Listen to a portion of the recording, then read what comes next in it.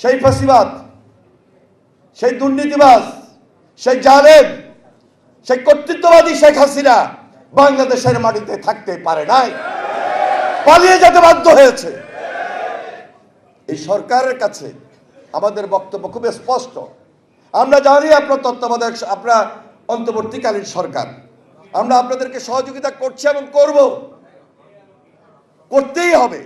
কারণ আমাদের আপনাদের আন্দোলনের ফসল ছাত্র গণ অভ্যুত্থানের মধ্য দিয়ে এই সরকার এসেছে। তাহলে আমাদের কথা শুনতে হবে, আমাদের পরামর্শ নিতে হবে।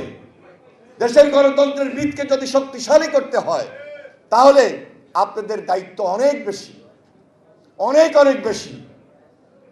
এখন পর্যন্ত আমাদের মামলা প্রত্যাহার হয় নাই, আমাদের মামলা প্রত্যাহার করতে হবে। আমাদের তো একটা দুটা মামলা নয়, আমাদের কেন্দ্রীয় কয়েকজনের মামলা প্রত্যাহার করবেন, তৃণমূল পর্যায়ে মামলা প্রত্যাহার হবে না। এটা তো হতে পারে না, এটা চলবে না। যেই পদ্ধতিতে মামলা প্রত্যাহার করার কথা বলছেন, এই পদ্ধতিতে বাংলাদেশে আরো 2 বছরে মামলা প্রত্যাহার হবে না। সুতরাং এই সরকারকে কানে দিতে চাই, আগামী 1 মাস 1.5 মাসের মধ্যে আমাদের তৃণমূল পর্যায় থেকে শুরু করে উপর পর্যন্ত যত মামলা আছে সকল মামলা প্রত্যাহার করে দিতে হবে।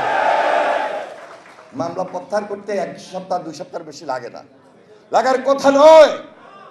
যেই কারণে আপনারা বঙ্গভবনে আছেন, যেই কারণে আপনারা প্রধানমন্ত্রীর অফিসে আছেন, দেশ পরিচালনা করছেন, আমরা তো অংশীদার, আমরা তো জনগণ, আমরা জনগণ আন্দোলন করছি, সংগ্রাম করছি।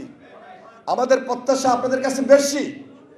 তবে সবচেয়ে বড় প্রত্যাশা হলো অত্যাচারিত হয়েছি, নির্যাতিত হয়েছি, এই নির্যাতনকে, এই অত্যাচারের হাত থেকে, এই মামলার হাত থেকে রক্ষা করার সর্বপ্রথম দায়িত্ব কিন্তু আপনাদের। তবে গতকালকে প্রধান উপদেষ্টা ওনার দায়িত্ব থেকে নির্বাচনের ব্যাপারে যে আশ্বাস দিয়েছেন, আমরা মনে করি আরো যৌক্তিক সময়ের মধ্যে নির্বাচনটা হওয়া খুব বেশি জরুরি। নির্বাচনের সঙ্গে স্থিতিশীলতা জড়িত, নির্বাচনের সঙ্গে গণতন্ত্রের ভিত জড়িত।